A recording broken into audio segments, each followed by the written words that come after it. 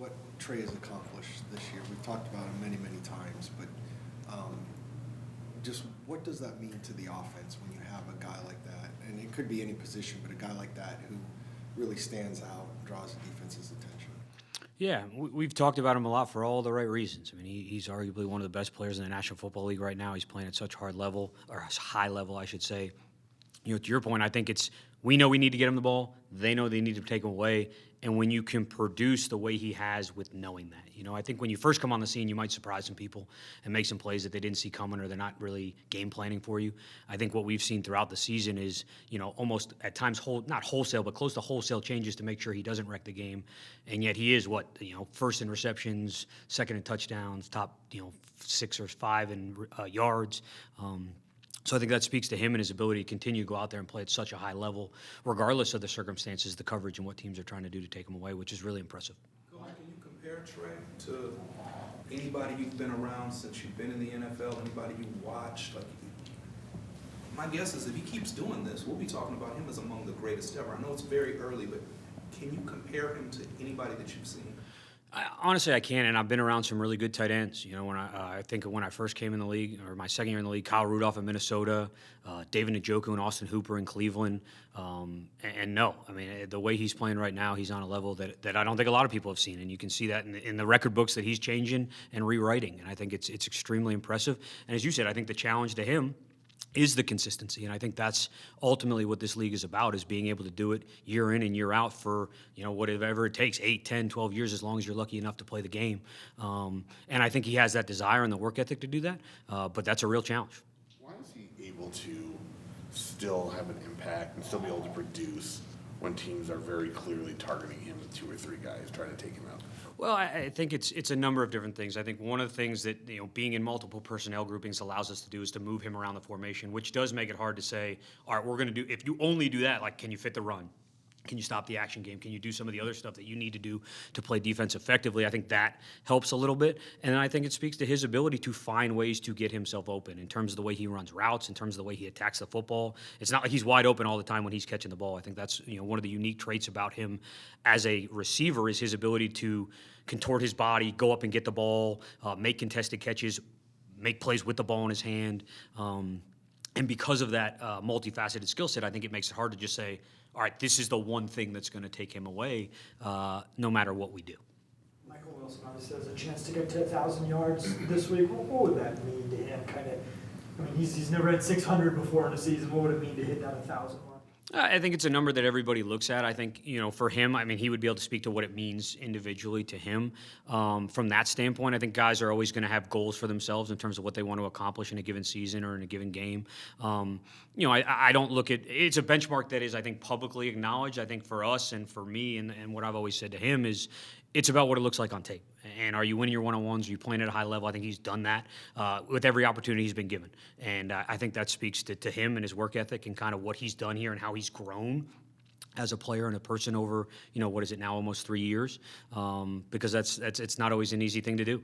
Your role gets bigger and bigger and bigger, and as we talked about with Trey, the way that people defend you becomes more real, and the looks you get and the bodies and the matchups you start to get as that starts to happen becomes harder, and I think he's continued to produce even as people have started to take notice of him, which is awesome.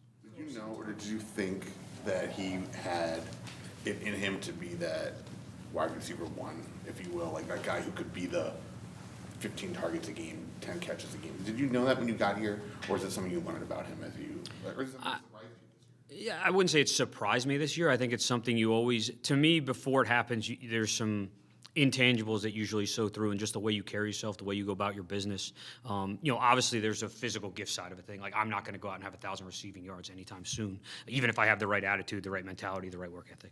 But I think those things have to be in place for it to take place, if that makes sense. And I think you saw that from him in college. I think you saw that from him throughout the draft process. I think you saw that from him really the second he walked in the building, and it's never changed. It's never wavered. If anything, it's grown.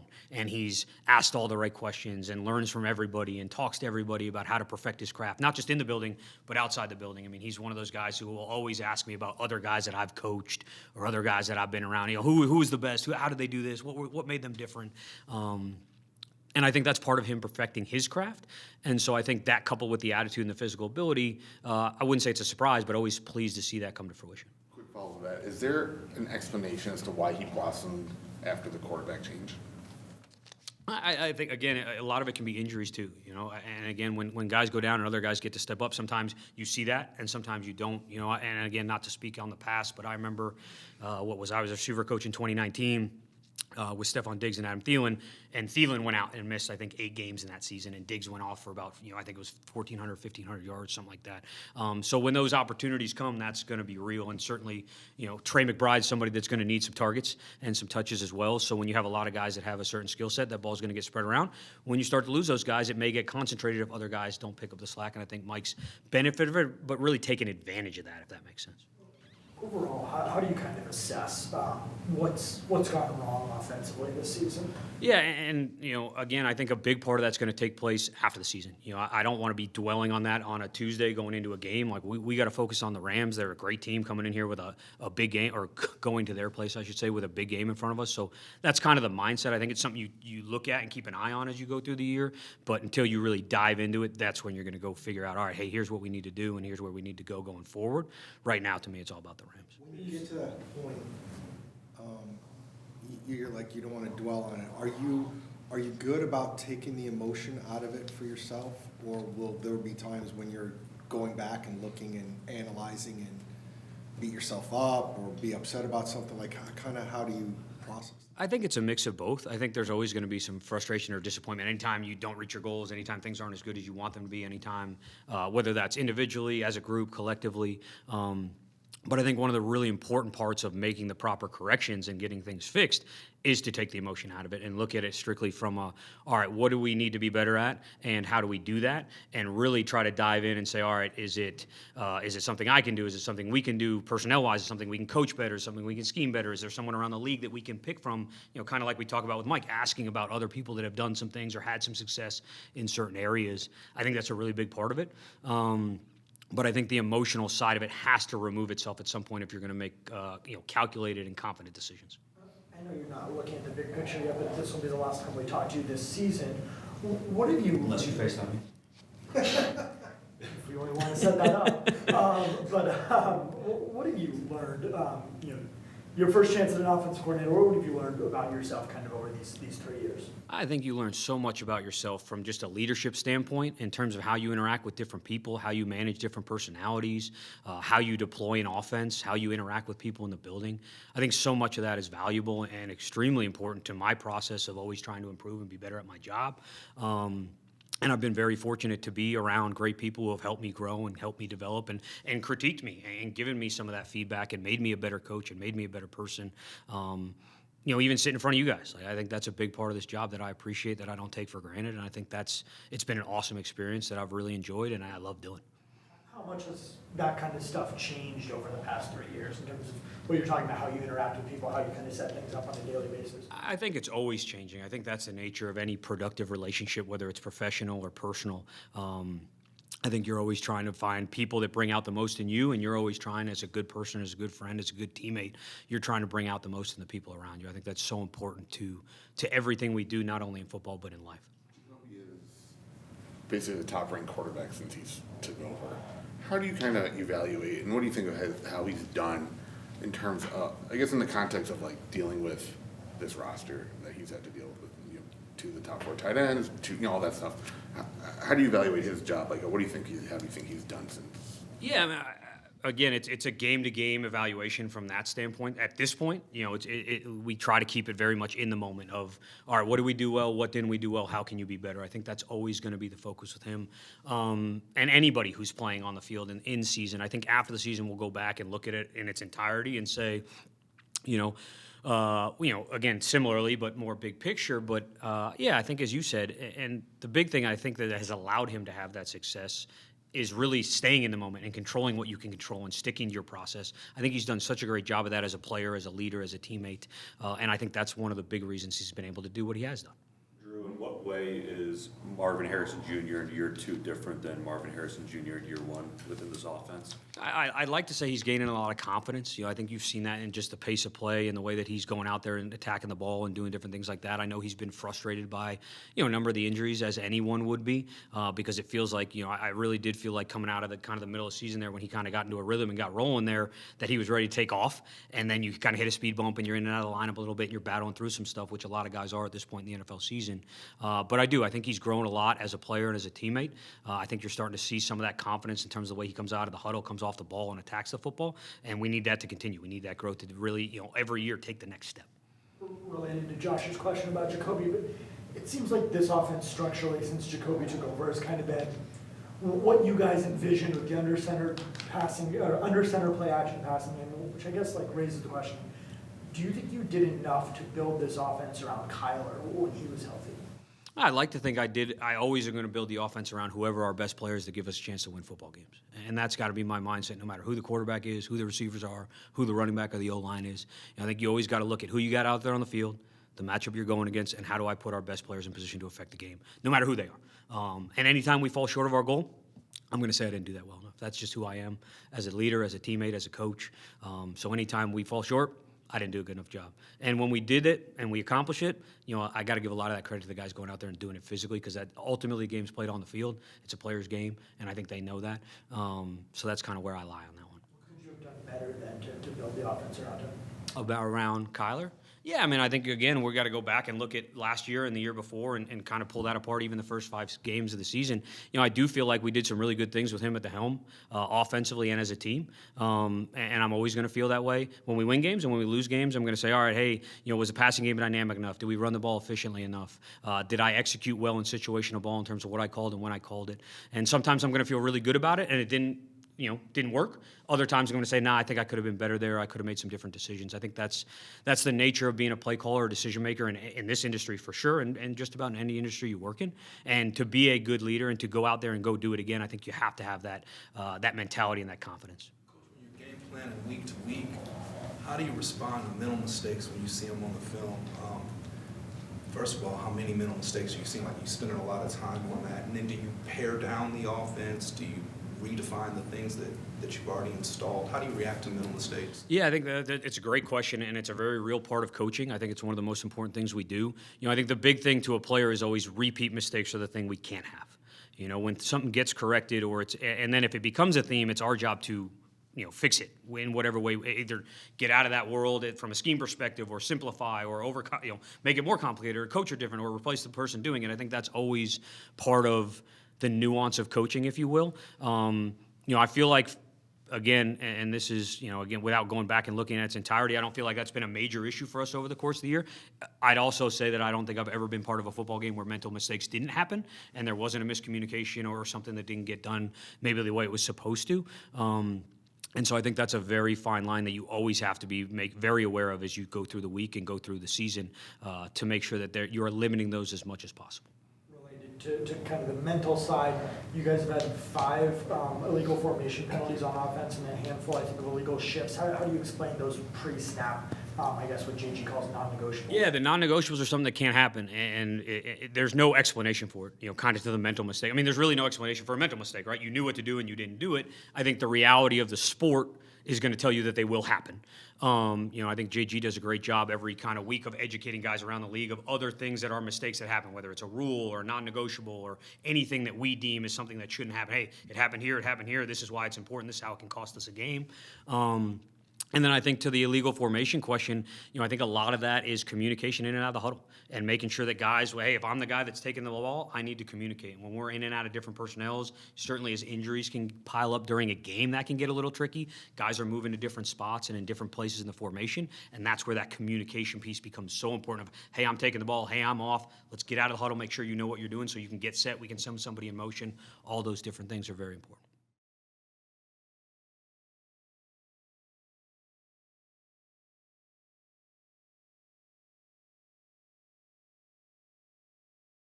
We talked a lot about Calais all season, but now that we're to the end of the year, just what has he brought to the locker room and to your defense?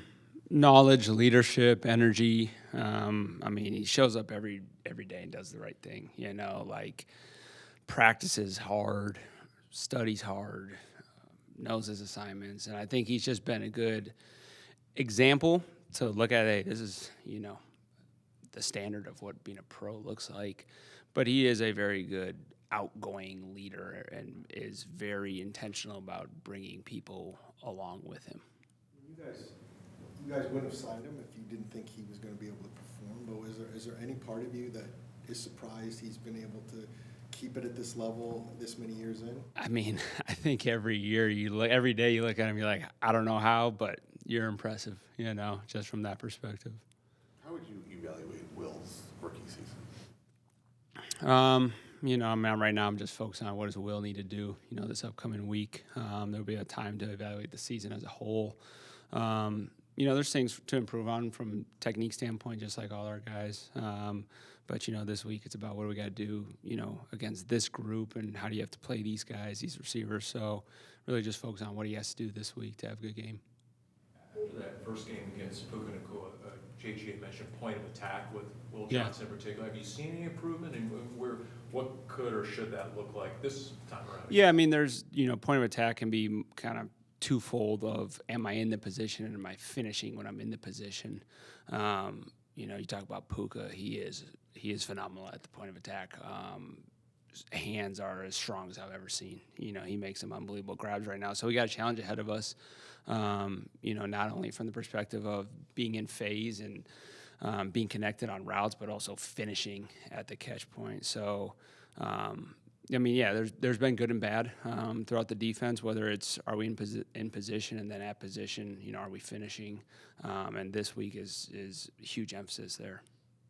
I know you have one more week left and you're not in kind of full season assessment mode, but this will be the last time we talk to you this season. Unless we open up that FaceTime agreement thing. Exactly. Yeah. It just seemed like you guys had such a good defensive formation last year, or in foundation, sorry, and you added so much talent in the offseason. Like, just overall, why do you think it didn't quite work out to the way that you guys had envisioned? I'll have to eventually get to that point. Like you said, we got another week here of kind of a full assessment. There's a lot of variables that no matter how your season went, you have to be able to assess and figure out what you want to change and what you want to double down on. That kind of gets into, after this week. Right now, obviously, we're just focusing on what we got to do to beat the Rams. So that's something you got to do every offseason and evaluate performance on a lot of different levels, coaching, playing, and figure out what you want to do within your control to go forward and improve. What are all the variables that you have to look at? You got to look at schematics in terms of what you do, what people are giving you, situational stuff, play calling, technique development, players, player execution. So it's I kind of like to watch the self-scout in multiple ways once the off-season hits, because I think you want to look at it in terms of having some forward thought into what you need to do to adapt going into the next year, just based on the entirety of the NFL, how our offense is changing. You kind of brought that up last week, right? Some people are getting big personnel. Oh, well, come on, man. You couldn't remember. That's just an example, right? You got to look at it in that. You got to look at it in how can we coach better? How can we get the guys to hit these techniques at a higher level? So, those are the multi-layered questions that you have to figure out every offseason, and we'll eventually get to that point. Last time you played the Rams, you were very critical of yourself. Has that issue for you popped up more this season than the previous seasons, where you felt like you didn't put the guys in the right position, or was that a one-off? I think every week you're going to look at things that you felt like you probably wanted back, things that you felt like were the right, whether it was the play call or just the construction of how you were scheming it up. Sometimes you feel like that was good, and then sometimes you feel like, man, that could have been better. Sometimes it's good and it gets executed good, and you're like, there it is. sometimes it's schemed up good and it doesn't get executed, and it's like, frustrating. How do we get them to execute? Sometimes it's not schemed up right. So it's usually multi-layered. I've never come out of a game. I don't know, I was very critical of myself the last Rams game, but I've never really come out of a game saying I was perfect or I was the worst ever, It's usually a combination of things on coaching and playing. You were pretty close to calling yourself the worst ever. I about did. We talk about a lot of guys throughout the year, ask you a lot about guys, but is there somebody that maybe we haven't mentioned that has really taken a step forward in your eyes? Well, that's a tough one to pinpoint. I don't know. I can't pinpoint that right now. I know there's guys that have made a lot of improvement, and there's a lot of room for improvement with everybody going forward. Okay, Cody Simon, what about him? And just See, you wanted me to say Cody, didn't you? Just ask the question, man. Yeah, he's done. First off, just a really good job in terms of from a rookie to be able to run the huddle. Get us in and out of things. Like, it's not easy. And it takes a guy that's as intelligent as him in order to be able to do that as a rookie to step in. So he's done a really good job from that standpoint. Things that he's got to improve on going forward. But then you've definitely seen some growth in certain areas, whether that's coverage driven or run fits or tackling in open field, like good and bad, just like with most players. But definitely excited about, his trajectory going forward. Coach, I gotta imagine your guys have a lot of pride, just want to go out the right way. Win, lose, or draw, you want to go out the right way. What is the energy around the unit, the whole defense, in terms of making sure that this game doesn't look like the last Rams game? Yeah. They've been, obviously I haven't seen them all since Monday, but you kind of see guys here and there past 24 hours, and their energy is good. They know what they got to do. They're pros. They know what they got to do to go out there and win a game against a really good opponent. So they're going to be in the right mindset come tomorrow when they're in the building. And we got to put a good week together and go out there and compete on Sunday. Did you think the energy and kind of the mindset and level of being locked in was good enough last week? No, you gotta have, it's multi-layered. We gotta execute better. We gotta coach better. We gotta play better. And when things aren't going your way, you have to be the same person throughout the whole game and outwork people, mode of play. And to me, like, energy is part of that. So that's something we got to improve on. You see that when you play like we did, generally your mode of play isn't where you want it to be. The Cody Ford reception, you guys were playing like 8 or 9 yards off there. Why were you playing that way against an offensive lineman? That coverage, there's access in that spot of the field. You gotta tackle that. Red zone defense, what becomes most important in terms of red zone, and where or how would you like to see it elevate? Every week is different in terms of what you need to take away from an offense.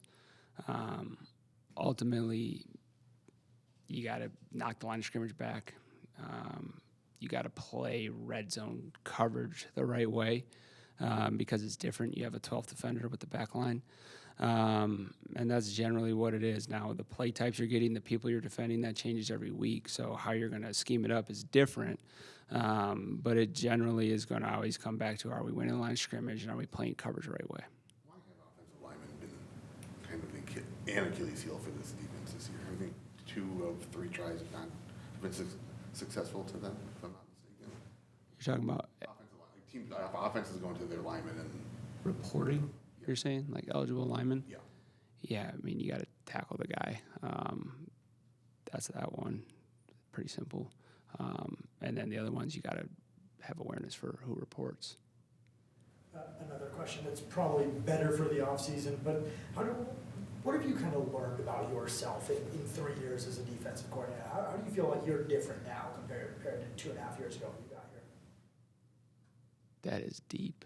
That's a deep one.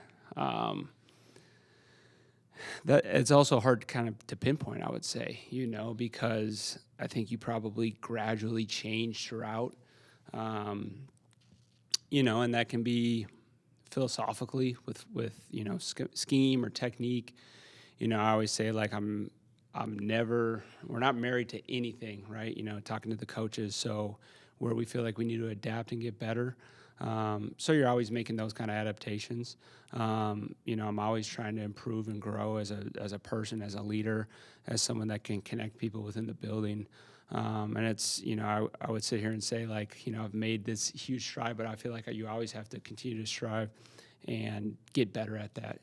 This, like, to me is never there. And so you always have to constantly be improving that and training that attention, focus, resiliency. So I would like to think I've grown, and there's still a lot of room for growth.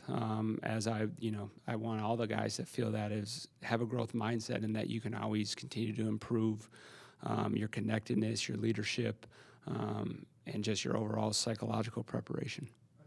You wish you had known that you would go back and tell yourself 2.5 years ago if you could? You always look back and think about how, man, I've grown, and you almost like undersell yourself back then. Like, what did I even know back then? No, there's nothing particular. But I always think that actually is a good thing if you're looking back saying, gosh, I can't believe how much I didn't know back then, because that means you're continuing to learn and grow. I think if you look back and you feel like you're the same person 3 years ago, then you're not making strides like you need to.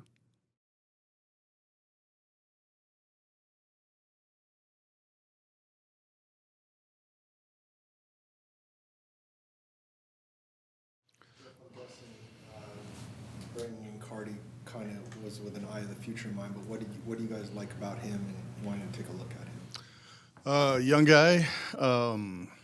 I thought, and I think most people in my spot would agree that he has established himself as one of the elite kickoff guys, just in terms of the things he can do with the ball. The field goal thing, they had some moving parts and struggled earlier, like a lot of young guys, and talented, good leg. Had a good experience working with him last week. When you're talking about young kickers, and Chad was one of these guys too, is like, it feels like so many of them have to go through some bumpy parts at the very beginning of their careers before they get going. Not all of them, but it feels like a lot of them do. Have you found that, or is that just overthinking it? I don't think they have to. Most of them do. At other positions, let's say a defensive tackle was struggling. Well, there's 5 other guys up on game day, so maybe he doesn't play as much, and they're working through some things or whatever. There's one guy who has that job, and if it's not going well, you can't just put the backup in because you don't have a backup. So a lot of times those guys do, got to kind of find their way and find their stroke and kind of work through things, because those guys can play for a long time. Some of the older guys in the league, play that position because of the nature of what it goes into. But, everybody's going to struggle at some point, and you just hope that, the water's kind of calm well enough to keep rolling. You've been around the league for a long time. How do coaches, more so assistants, who haven't won in their career, how do they learn to win without actually winning? Or do you have to go through that process of winning to learn how to do it? Yeah, it's a good question. For me personally, and I can't speak to everybody, for me personally, there's a process you go through in order to put a good product in the field, to make sure that, your guys are prepared and things like that. And generally speaking, if your guys are doing a decent job and contributing to winning, you kind of experience that at some point. But it's a hard question to answer. You just kind of stick to what you're doing and try to do as good as you can. Coach, how do you respond to mental mistakes when you watch film? Mental mistakes by who? Guys on your units. Here's the reason why I was asking that. So, like, my response can be a lot of different. It can go a lot of different ways. Like, what did I do to put that guy in that position? Have I covered that? How many times have I covered that? Did I give him the look in practice, or is it something that we just talked about? Sometimes the mental stuff It can happen. You know, the younger the players are, the less they've seen. So it may be the first time with them saying stuff, seeing stuff. But I try to confront's not the right word, but you try to. Yeah, I mean, you have to. Like, you can't just let things slip, and what you're trying to do is get everybody in the room to understand this is what we want to do in this situation. Yeah. With the two kicker thing, how unusual is that to have two kickers on a 53-man roster? Like, have you ever been on a team that's had two kickers on the 53-man roster at the same time? Yes. Is any unique challenges in terms of your week of preparation? Like, does it change anything, or is it just we have two kickers now and then there's a competition throughout the week? It depends on what the situation is. When I was in Denver, we had Connor Barth, who was kicking field goals. Brandon McManus was kicking off. When I was in Carolina, John Casey was our field goal guy, and Reese Lloyd was our kickoff guy. And for one game in 2010, opening day, Todd Carter was our kickoff guy. But, you know, in this situation, that's not necessarily the case, right? Like, both guys are working through both things. The challenge is there's a finite number of reps in a week, right? And how you're going to divvy that up, how you're going to split that. Try and get both guys work and make an evaluation based off the information that you have. You guys recall the guy from week 1, 15 years ago. How do coaches have this? I mean, you're not the only, like, how do coaches have such recall? I mean, guys can pull up plays from 15, 20 years ago. Yeah, I don't know. I mean, for me, I have a little bit of a photographic memory, so sometimes it takes me, I mean, I know you guys will see my eyes start wandering. It'll take me, like, replaying that incident.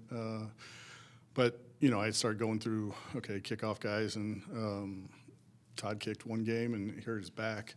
So John Casey ended up finishing the game kickoff-wise. I don't know. You know, it's just the way my brain works. You watch so much tape, and, you know, maybe one play that you've seen 15 times, but I don't know. I mean, it's just the way my mind works. I know you have one game left, but this will be the last time we talk to you this season. How do you kind of assess the special teams overall throughout the 16 games so far?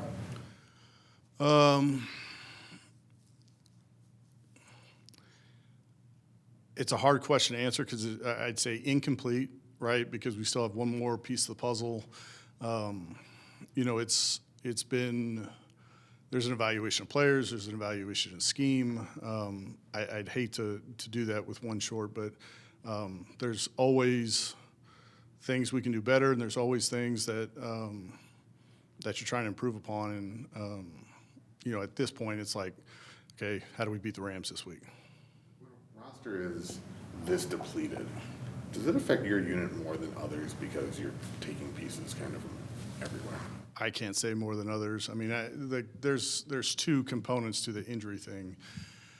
There are guys whose roles are primarily special teams, and then there's guys whose roles are primarily offense and defense. So when there is an injury, kind of as a defensive starter, like when Mac went down, Cody's role, you know, reduced as far as special teams goes. But you know, when Vokalek went down, you know, he had played more special teams plays than offense or defensive plays. So I couldn't say more, but there's more dominoes because it's the whole roster. When it comes to special teams, I always think about Buda Baker, who's primarily on special teams as a rookie. He was a Pro Bowl special teamer, Pro Bowler. And then he steps up and ends up becoming one of the best safeties in the league. Mm-hmm. Have you seen anything else like that where a guy just took it so seriously that it created other opportunities for him? And how important is it for young guys to embrace whatever opportunity they get on the field? Yeah, I would agree with your last statement that every opportunity is something that guys got to embrace. Yeah, there's countless number of guys that, you know, I've seen. You know, we're playing teams like the Rams this week, right? Like, we played twice a year for whatever 8 years I've been here. A lot of tape out there, but going back and looking at, you know, some of the stuff from last year, 2 years ago, and Trey McBride is on our punt team. You know, there's other guys that you can go through, but generally speaking, when guys perform in the kicking game, they earn opportunities offensively and defensively, and you know, if it goes well, their career kind of takes a different path.